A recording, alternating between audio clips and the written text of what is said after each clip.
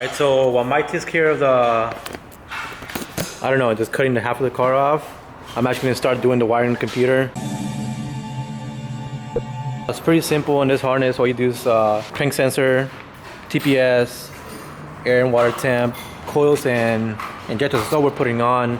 We're going to add the fan, because we run an electric fan, and the fuel pump, which is already pretty much the whole harness set up just for that. So I just gotta finish going through the harness, see what goes where, and then start running the wires. I need to run the wires for the crank sensor that's up there, GM TPS sensor, air temp sensor, and then 6 injectors, and then the water temp. It's pretty easy to do, so I mean it shouldn't be too hard. I've done it a couple times before, just gotta get to it. Alright, so this computer, the 550, only comes with 4 injector outputs. So we have the primary injectors, which are these. But for the secondary, we only have 2 more outputs, but we have 4 injectors. So what I'm doing is that I'm splitting them from the... So it has rear trailing, which would be rear's trailing over here, and then front trailing, which is over here. So I'm making front trailing into 2, and then rear trailing into 2. Basically just splitting them up so I can get power and the output to both injectors at the same time. It's a little cheat when the computers have enough outputs, but it works. As long as you have a good voltage source, it won't die out. That's why we put the FD alternator on. So basically we have enough charge to feed all 6 injectors and all 4 coils.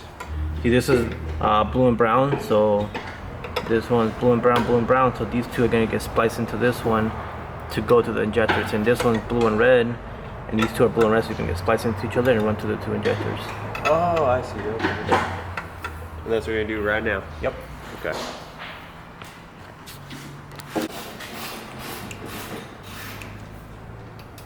Any keys when you're stripping wires? And make sure you get the right size. This one you can't really mess it up. It doesn't fit in any other ones. But don't get too small, because you actually cut the wire and you don't end up with the full wire. That's it. Okay. Alright. I just gotta put this on, because these are already measured. Got the fuels there, so this is the rear and the front, and then the water temp. But for these, since I made them longer, now I just need to cut them so they're not too just hanging for the injectors. Bolt this in again.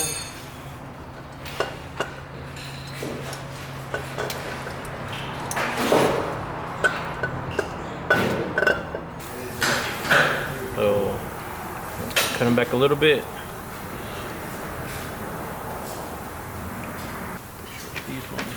These ones are the ones that are for those connectors. So I gotta take it off of here. Where's my other wire at?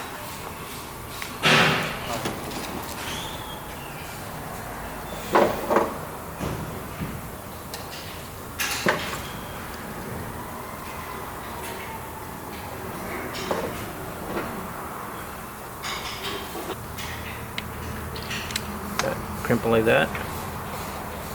Look how perfect it come out, man.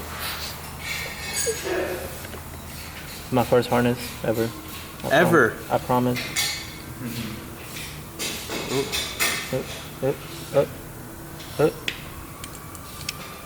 I always bend it in a little by hand to help it go in easier. The crimper.